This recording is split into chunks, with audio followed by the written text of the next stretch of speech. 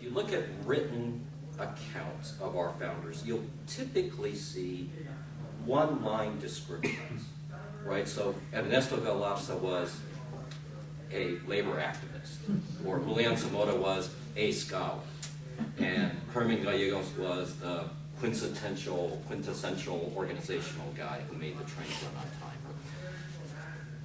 But when Raul would talk about the history, he would note, as was pointed out, Julian Zamora wasn't, quote unquote, just a scholar, as important a scholar he was. He was a really important activist and advocate, as his letter to Senator Bai is documented.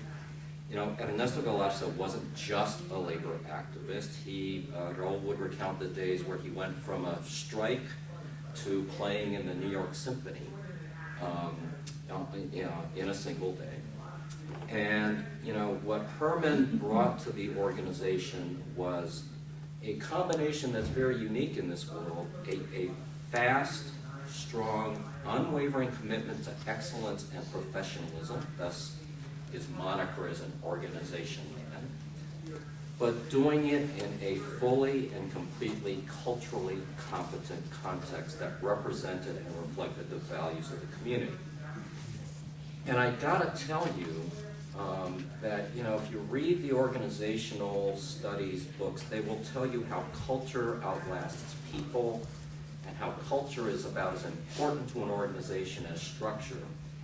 And I think if you look at the contemporary experience of NCLR, you'll find that largely to be true. And so I want to give you just a couple of examples of how our founders' collective legacy and the synergy between them not only influences our culture, it's been translated into action and effectiveness and still shapes our actions to this day.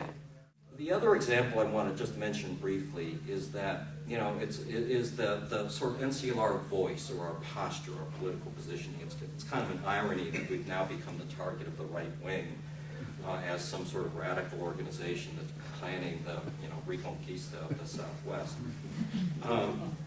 If you talk to a lot of Latino activists, they'll say, geez, that NCLR, they're too corporate, they're too conservative, they're too cautious.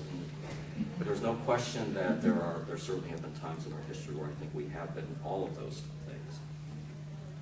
But in lots of ways, our political positioning comes from a very important statement that Ashley Herman was a co-author of. You remember the Mutual Pledge to Nonviolence, issued in 1968. Herman and our second executive director, Henry Santiesteban, issued a statement, and I should have brought it. Honestly, it just slipped my mind.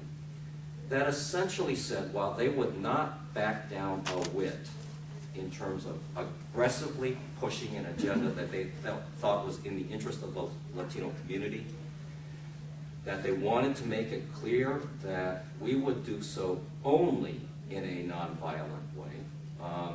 And that they thought that was not just the right thing, the cautious thing to do, the appropriate thing to do in that atmosphere, but the right thing to do for the country and their community. And I think in so many ways, NCLR's political positioning, our voice, is very much still guided by that sense of culture that Herman and Henry, Julian, and Ernesto brought to us. So while history is important, for its own sake, and it is important for its own sake, I just wanted to make the point that it also shapes contemporary events, actions, and activities in a very important way. Let me just conclude with some challenges, however, that we face and the help I think we need from all of you.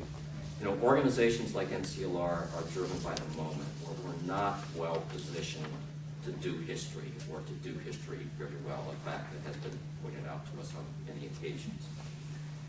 And in many ways, we've been consistent with our founders' legacy of, we're not as good as we probably should be at self-promotion. We went years, in fact, many of the years, John, when you were at NCLR, we had one press person, while many of our smaller sister organizations had entire press operations. On the other hand, I think for those of us who are non-historians, We have a vital need and an interest in connecting the history to the present and to the future. And we think that funders should have this interest as well. So I would urge all of you, all of us, to try and focus a real effort on a multifaceted, multidisciplinary approach. In many ways reflecting and staying true to the culture established by NCLR's three founders, to work to get the history, to get it right, to get it comprehensively, and to do so quickly, because time is not on our side. It is an urgent activity that we must all undertake, and I think the extent to which NCLR can be helpful in this effort, I think we'll try and do that.